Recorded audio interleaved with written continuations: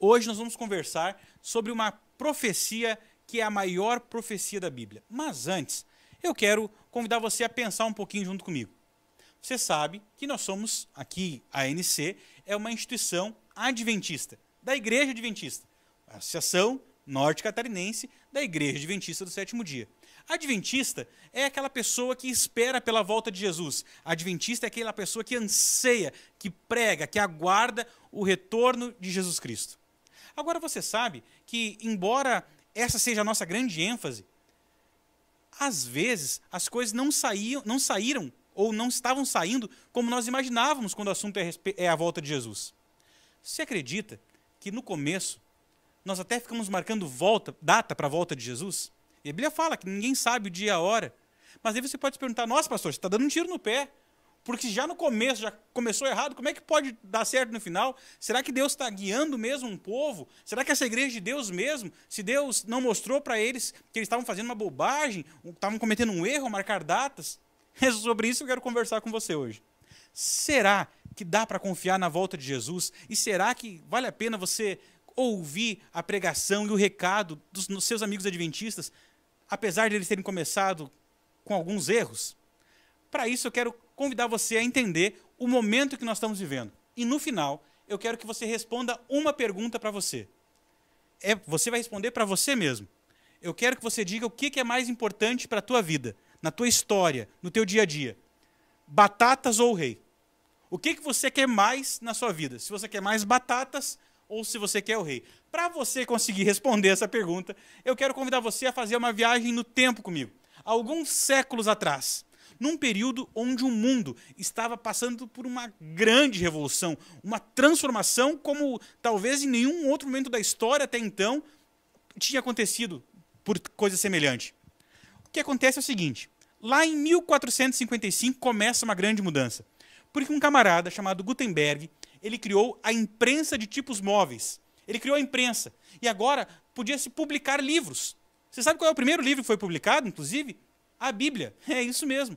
Agora a Bíblia pode ser publicada. Antes era sempre manuscrito e dava um trabalhão, custava uma fortuna. Mas agora podia ser produzido em larga escala. E a palavra de Deus começou a chegar em mais lares, em mais famílias.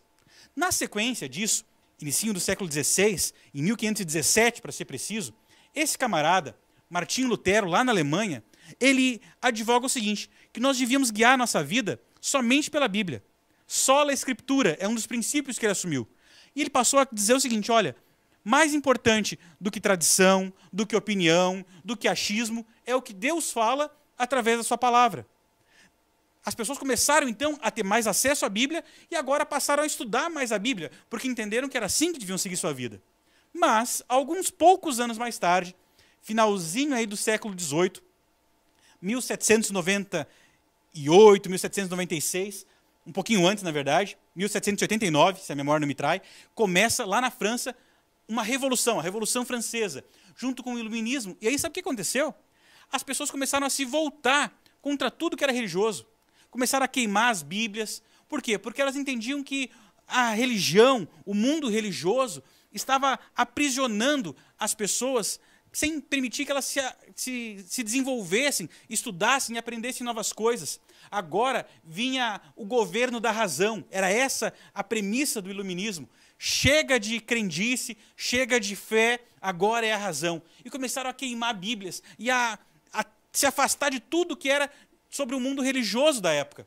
Alguns poucos anos mais tarde, inicinho do século XIX, um baixinho invocado chamado Napoleão está varrendo o mundo, criando um grande império francês, guerra após guerra, é uma revolução, tudo isso em pouquíssimo tempo, vem Revolução Industrial, outra grande mudança, e até que no século XIX, início de 1844, esse último personagem, um inglês chamado Charles Darwin, ele cria uma teoria, que é a teoria da evolução das espécies, e agora se encontrava um jeito de explicar o mundo sem Deus.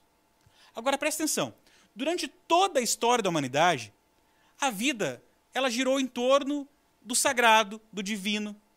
E de uma hora para outra, perceba que em pouco tempo, em poucos anos, a Bíblia foi descartada, as pessoas pararam de ter a necessidade de ter contato com religião, com igreja, para explicar a vida. E toda essa mudança, todo esse rebuliço, fez com que pessoas fiéis a Deus, estudiosos da Bíblia, percebessem que alguma coisa estava para acontecer. Era muita mudança, muita revolução. E eles entenderam o seguinte: só pode ser uma coisa: o mundo está acabando. Você já viu como isso acontece, vez após vez? Cada vez que acontece uma coisa grande e as pessoas não conseguem explicar, nós temos medo do futuro. E às vezes achamos realmente que é o fim do mundo. E as pessoas naquela época começaram a dizer que era o fim do mundo.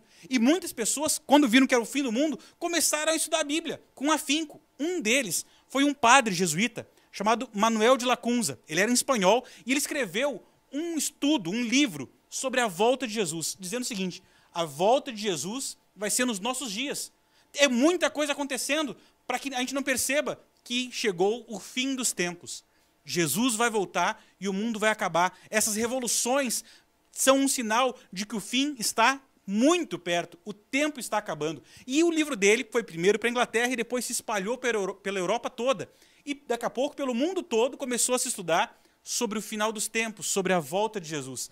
As pessoas que estavam começando a deixar a Bíblia de lado, agora voltaram a estudar a Bíblia, porque elas ficaram assustadas e não queriam ser pegas de surpresa pela volta de Jesus.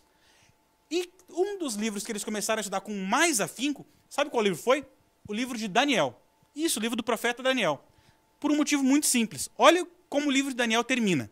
Capítulo 12, o último livro de Daniel, no verso 4, diz assim: mas você, Daniel, feche com um selo as palavras do livro, o livro dele, até o tempo do fim. Olha o que o anjo pediu para Daniel. Daniel, esse teu livro, as tuas profecias, fecha elas, sela com selo, tranca aí, passa o cadeado até o tempo do fim. Ela não é para agora, é para o fim da história. E olha o que as pessoas pensaram. Todas essas revoluções, todas essas mudanças, todas essas coisas acontecendo em tão pouco tempo, agora é o fim da história. E se o livro de Daniel tinha que ficar fechado até o final da história, tinha que ter ficado fechado até agora. Agora é hora de estudar Daniel. E muitas pessoas começaram a estudar o livro de Daniel com afinco, em todo o mundo.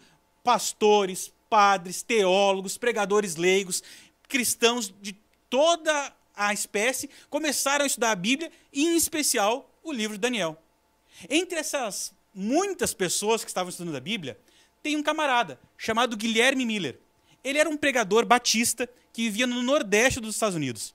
E ele começou a estudar a Bíblia, e a estudar a Bíblia. O seu tio era pastor e ele tinha acesso a sermões, e ele começou a estudar. E ele decidiu fazer uma coisa que eu já vi outras pessoas decidindo fazer também.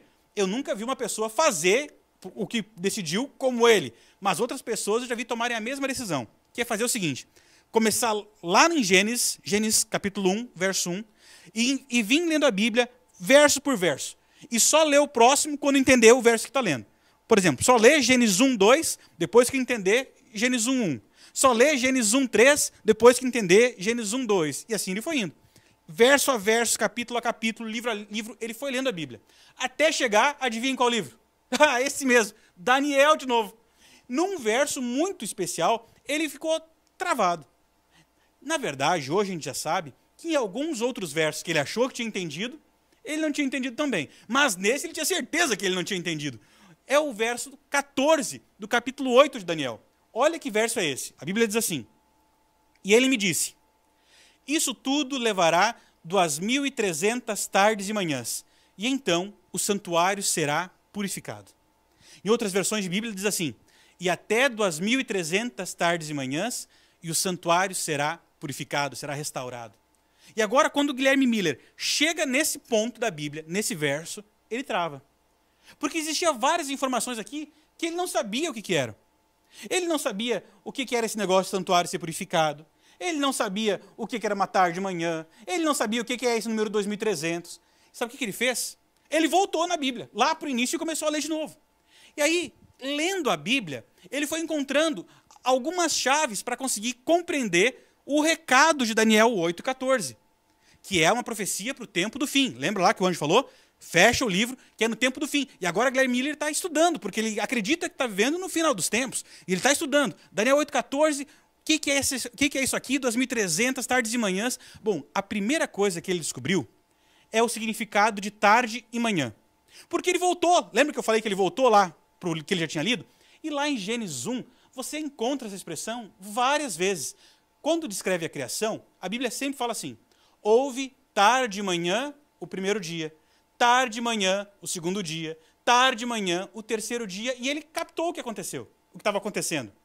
É que a expressão tarde e manhã significa dia, um dia. Tarde é o jeito hebraico de pensar, o dia começa pela parte da noite, no pôr do sol, da parte clara para a parte escura, começa o dia, a tarde, e vai até a parte clara, que é a manhã. Então, tarde e manhã significa um dia. Ok, isso ele entendeu. Então, vamos ler de novo. Ele começou a entender. Tarde e manhã é dia. Então, isso tudo levará 2.300 dias. E então o santuário será purificado. Ele continuou estudando a Bíblia e ele descobriu uma coisa impressionante nas Escrituras. Quando o assunto é profecia, e essa profecia envolve tempo, e essa profecia tem símbolos, tem um princípio que nós chamamos de princípio dia-ano. Ele aparece em vários lugares na Bíblia. Números 14:34 fala que cada dia deve ser tomado por um ano. Ezequiel 4:7 fala que cada dia deve ser tomado por um ano. Mas, em especial, há uma porção da Bíblia que fala claramente sobre o princípio de ano. E sabe quem que faz esse ensinamento, essa aplicação desse princípio? O próprio Jesus Cristo. Eu vou explicar por que eu estou dizendo isso. Desde a Páscoa lá do Egito, desde que o Senhor libertou os escravos israelitas lá do Egito e o cordeiro morreu, eles sabiam o seguinte, que o cordeiro de Deus morreria numa Páscoa, porque a Páscoa começou lá. O que eles não sabiam era em qual Páscoa que o cordeiro de Deus ia morrer. Agora, Jesus sabia que Páscoa era, porque ele ficou dizendo, olha, ainda não é minha hora, ainda não é minha hora, até que quando chegou a hora dele morrer, o ano dele morrer, sabe o que ele disse? É chegado a hora. E aí ele fez mais. Ele pediu para os discípulos prepararem a janta, a ceia da Páscoa, para celebrar a última Páscoa, porque ele morreria naquela Páscoa. E aí, enquanto ele está ali oficiando a famosa última ceia, acontece algo impressionante. Ele fala assim, olha, ele pega um pão e diz, este pão é o meu corpo. Depois ele pega um cálice e diz assim, esse suco é o meu sangue, é o cálice da nova aliança. Sabe por que isso é impressionante? Porque Jesus não está tirando essas palavras do nada. Ele está citando um texto lá, adivinha de qual livro? Daniel de novo. Ele está citando Daniel, capítulo 9, versos 26 e 27. Quando diz que o Messias, ele faria aliança com muitos. Isso mesmo. Jesus está dizendo, olha, sabe aquela profecia de Daniel 9 lá atrás, de fazer uma nova aliança? Está se cumprindo agora. Só que se passou muito mais do que 2.300 dias entre Daniel e Jesus. Se passou algumas centenas de anos. É isso mesmo. E ele está dizendo, é agora. Ele estava usando o princípio de ano. E agora, quando Guilherme Miller entendeu o seguinte, que tarde de manhã é dia, e que cada dia é um ano, ele percebeu também que se Jesus citou Daniel 9, é porque a profecia de Daniel 8 e 9 estão juntinhas.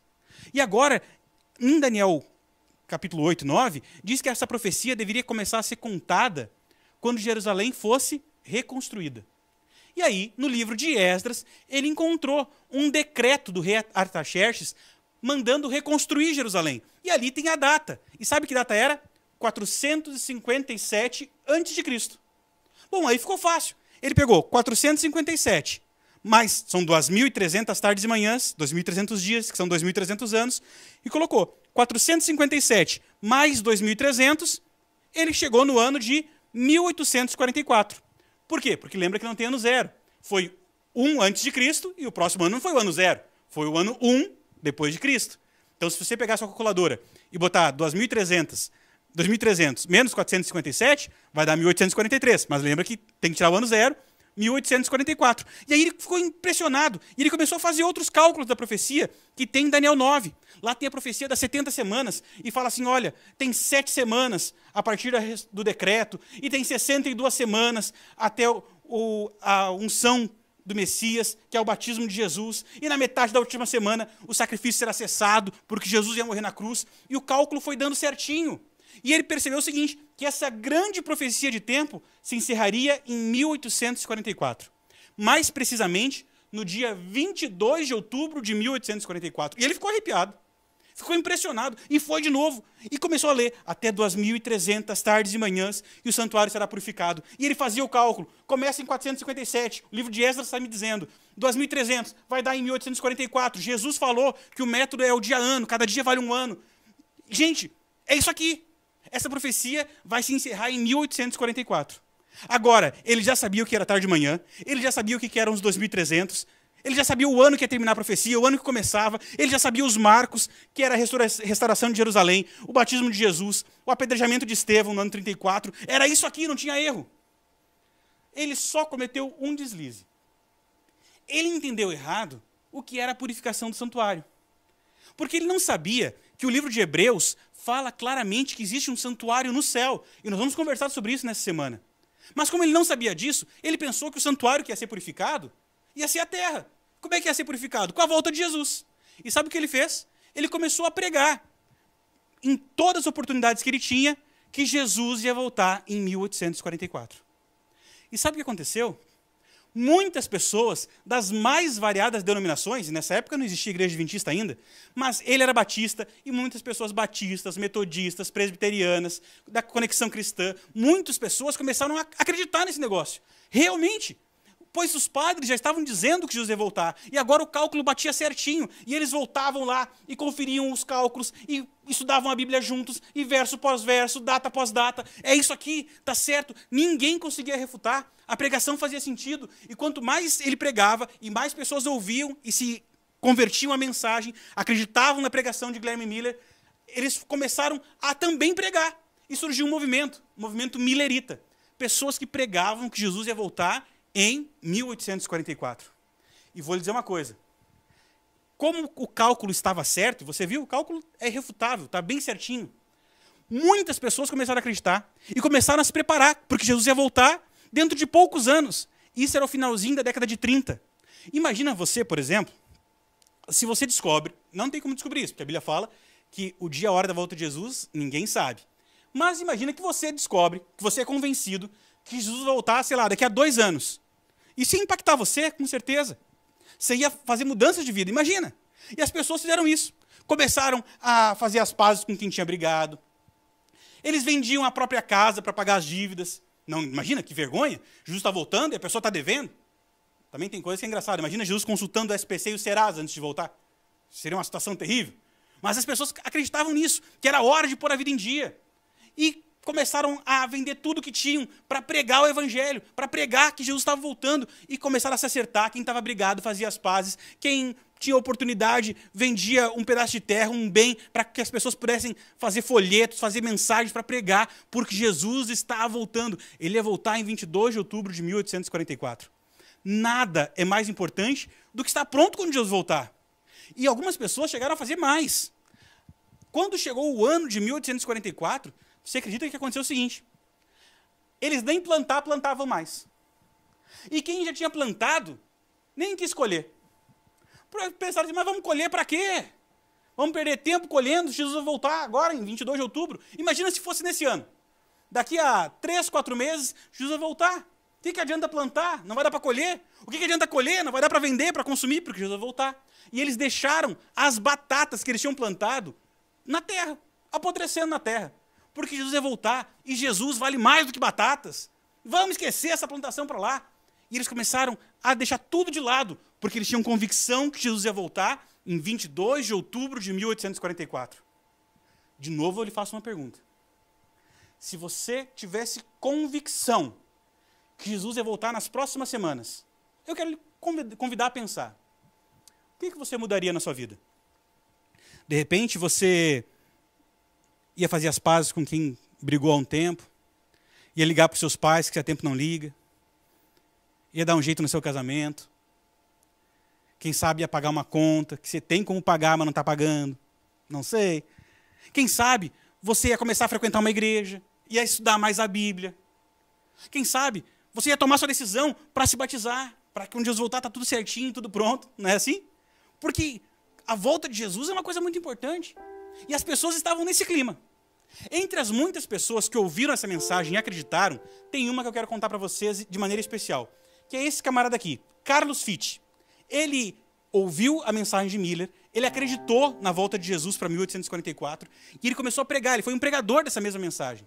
Só que tem um detalhe, aqui você percebe que eu estou fazendo assim, como se fosse uma lápide, né? Tem o ano do nascimento, ele nasceu em 1805, e o ano da morte.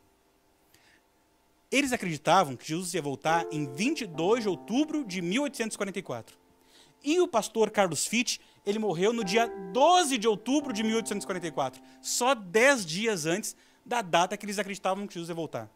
Agora, sabe o que é incrível?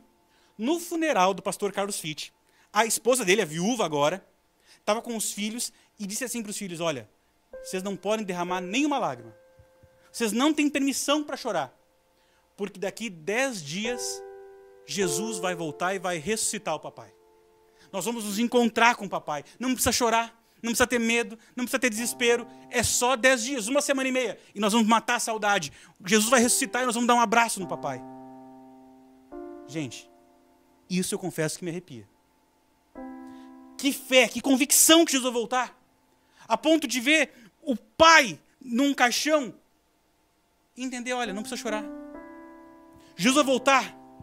Papai vai ressuscitar. O esposo que eu amei a vida toda, ele vai ressuscitar. Ele morreu com 39 anos. Estava novo ainda, mas vai ressuscitar para a eternidade. Não precisa chorar. Esse era o clima. Imagina, você perdeu alguém que você amava. Alguém que era especial para você. Alguém que está fazendo falta. Agora imagina, se daqui a 10 dias você tivesse certeza que vocês iam se reencontrar. Chega de saudade, chega de dor, chega de doença. Coisa impressionante, não é mesmo? Acontece, queridos, que como você sabe, se nós estamos conversando agora em 2020, Jesus não voltou no dia 22 de outubro de 1844. Algumas pessoas continuaram marcando outras datas. Mas teve um grupo de pessoas que começou a estudar a Bíblia para entender o que deu errado. E desse grupo de pessoas que continuavam aguardando a volta de Jesus, mas queriam saber o que eles não tinham entendido, teve um ramo que nós conhecemos por adventistas, que encontraram no livro do Apocalipse uma resposta. Eles disseram o seguinte, Apocalipse 10, verso 2, a profecia diz, eles viram um anjo e ele segurava um livrinho que estava aberto, aqui na mão do anjo. Sabe que a Bíblia não foi escrita em português. A Bíblia foi escrita em hebraico, quase todo o Antigo Testamento, e algumas porções em aramaico, justamente no livro de Daniel, e o Novo Testamento em grego. Quando você traduz, tem um ditado assim, que todo tradutor é um mentiroso. Porque às vezes as palavras não têm exatamente o mesmo significado. E aqui está acontecendo uma coisa parecida. A palavrinha que foi traduzida por aberto é a palavra ainogo, que significa aberto mesmo.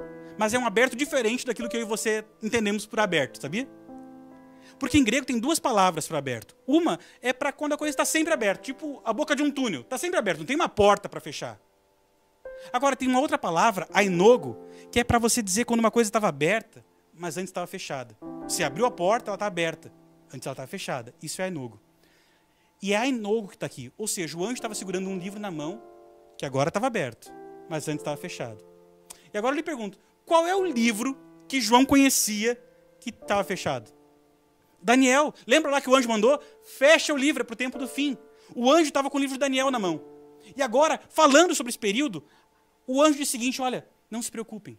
Quando esse livro for aberto, quando a profecia desse livro se cumprir, o verso 6 diz assim, não haverá mais demora. Não vai ter mais um cálculo para fazer. Não vai ter mais um ano para aguardar. Essa é a última profecia de tempo.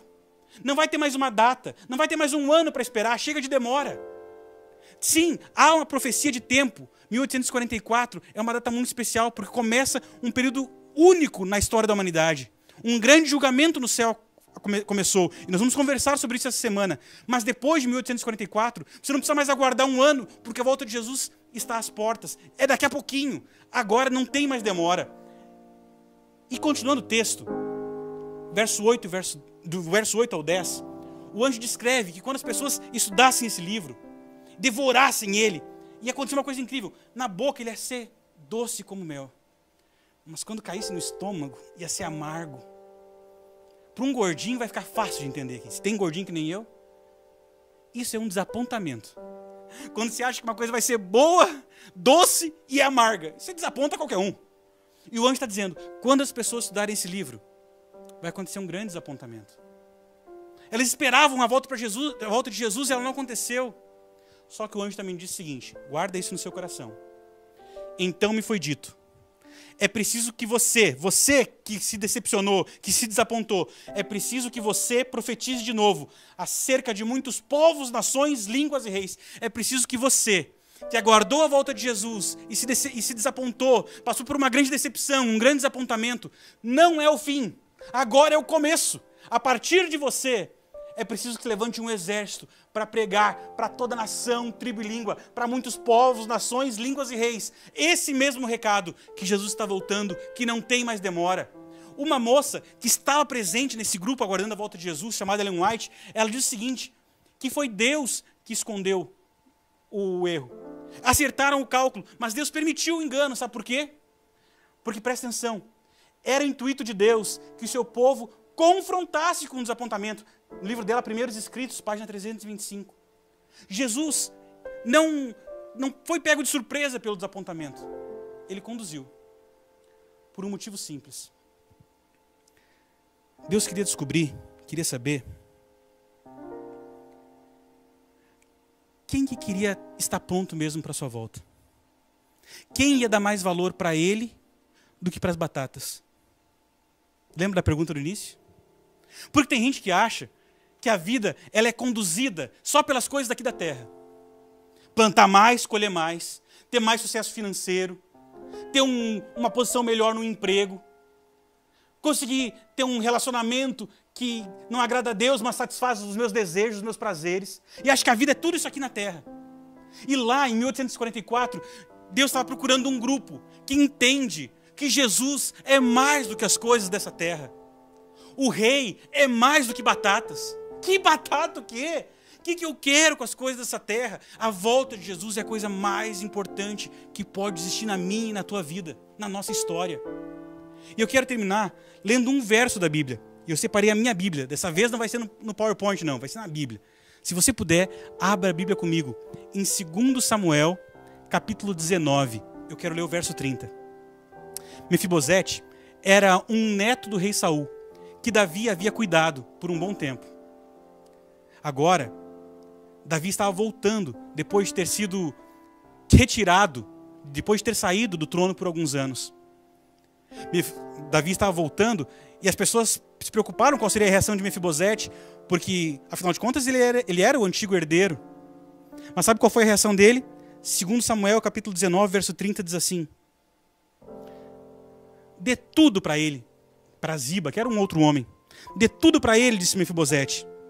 Para mim, basta saber que o meu senhor, o rei, voltou para casa. Olha o que Mefibosete está dizendo. Herança? Eu vou lá querer saber de herança. Pode dar tudo para Ziba. Se ele quer herança, pode dar tudo para ele. Dá para ele dinheiro, dá para ele terras, dá para ele palácio. Isso não me importa. O meu senhor, o rei, voltou. É isso que conta para mim. Você quer saber o que é ser adventista? Você quer saber por que vale a pena se unir a esse grupo? Porque ser adventista é fazer parte de um grupo que entende que a volta de Jesus é a coisa mais importante que possa existir. Não tem dinheiro, não tem cargo, não tem profissão, não tem relacionamento, nada se compara, não tem palácio que compense ficar de fora da volta de Jesus. Vocês que fiquem com tudo, porque o meu rei está voltando. E agora? Bom, agora chegou a hora de eu lhe fazer um convite. E é um convite bem simples. Você deseja, você aceita se preparar para a volta de Jesus?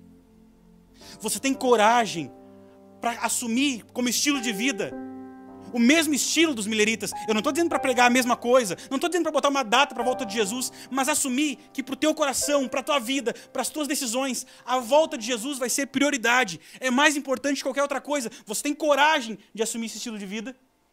Porque é isso que é ser um adventista.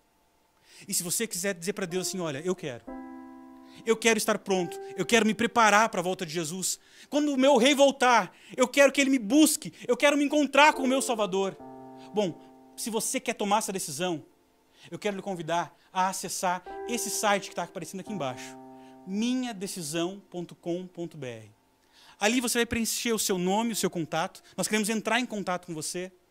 Mas você vai poder marcar ali a sua decisão de estar pronto para a volta de Jesus. Estar pronta para a volta de Jesus. Você pode marcar ali se você deseja continuar estudando a Bíblia. Se você quer ser batizado. Chegou a hora da decisão. E eu já vou falar abertamente aqui. Sabrina, olha para mim.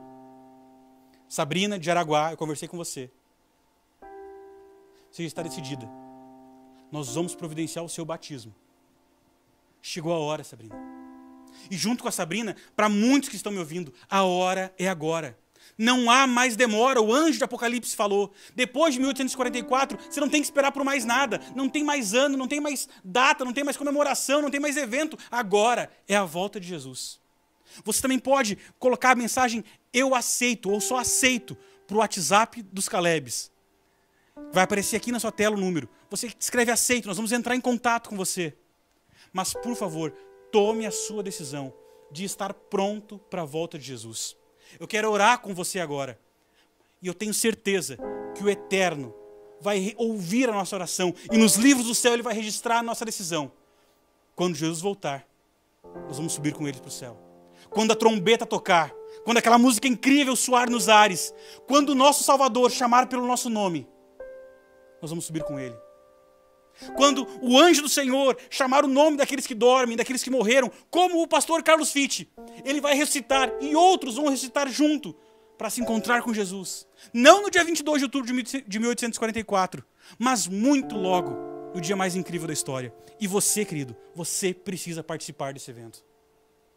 Essa é a sua hora. Tome a sua decisão. Seja pelo site, seja pelo WhatsApp. Registre essa marca. É hora de decidir estar pronto para a volta de Jesus. Feche seus olhos, vamos orar.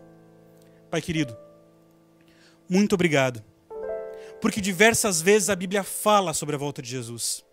Essa é a promessa mais repetida nas Escrituras. O nosso rei vai voltar. As profecias falam disso, falam sobre a volta de Jesus, falam da esperança. E Pai, nós te pedimos, coloca em nosso coração o mesmo sentimento, a mesma certeza, a mesma convicção que aquele grupo de mileritas tinham no século XIX. De que muito, muito em breve, Jesus vai voltar. Muitos sinais estão se cumprindo. A tua palavra diz que não vai ter mais demora. A sociedade está mostrando que o mundo como está não pode ir muito mais longe.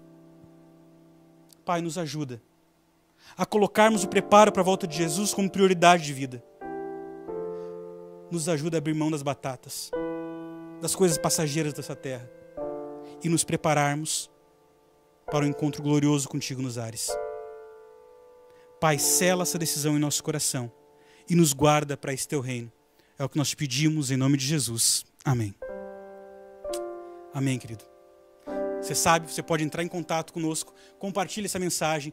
Você pode continuar usando o WhatsApp, o nosso site. Amanhã nós vamos ter mais um encontro às 19h30. Mas antes, eu quero convidar você a, junto comigo, ouvir uma última música que fala que a nossa geração, ela vai ser especial. A geração de Guilherme Miller esperava a volta de Jesus. A nossa vai ver Jesus voltar. Ouça com a Dani, minha esposa, e o Jader, minha geração. E enquanto você ouve essa música, manda o WhatsApp, acessa o minhadecisão.com.br, compartilha esse link para todo mundo. A hora é agora, é hora de decisão. A nossa geração vai ver Jesus voltar.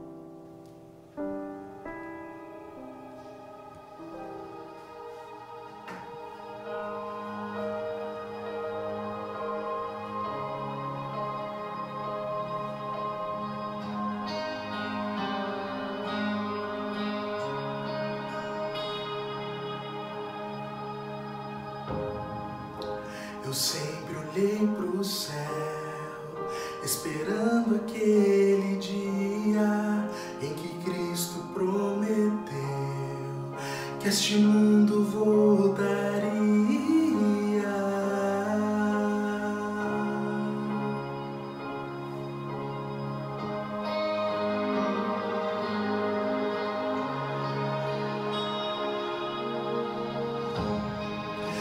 Gerações guardaram a fé completaram a carreira e fizeram os filhos ter sempre viva a certeza, viva a certeza.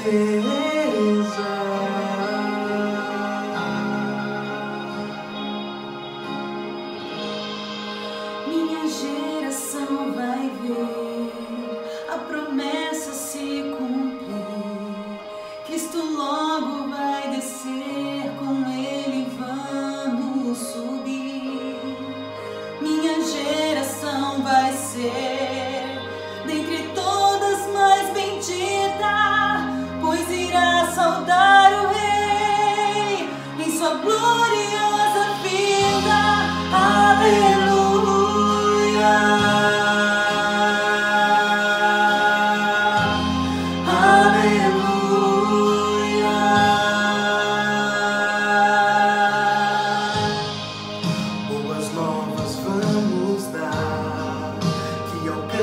Toda a terra, vamos juntos proclamar. Pra voltar, Jesus tem pressa. Meu Jesus tem pressa.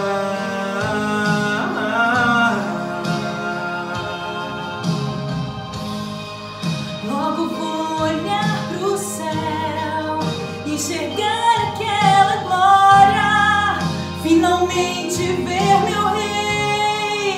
Que alegria, que vitória, que vitória.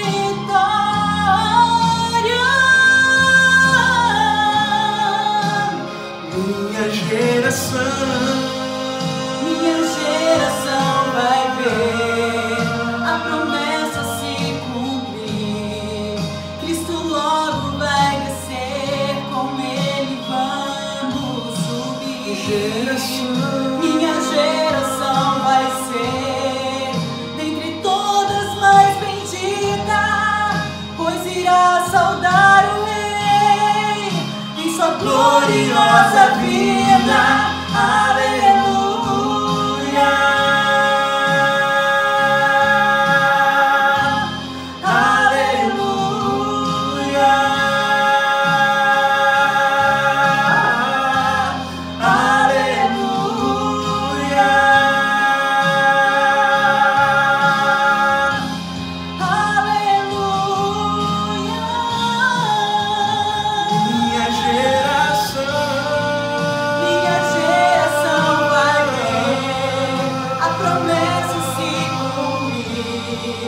Cristo logo vai descer, com Ele vamos subir. Minha geração vai ser dentre todas mais bendita, pois irá saudar o Rei em sua gloriosa vida.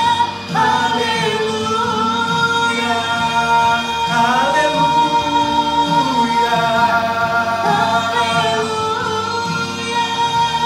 Ora vem, Senhor Jesus. Aleluia.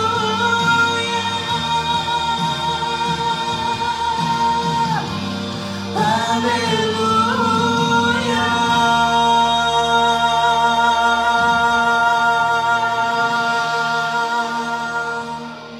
Amém. Amém. É isso.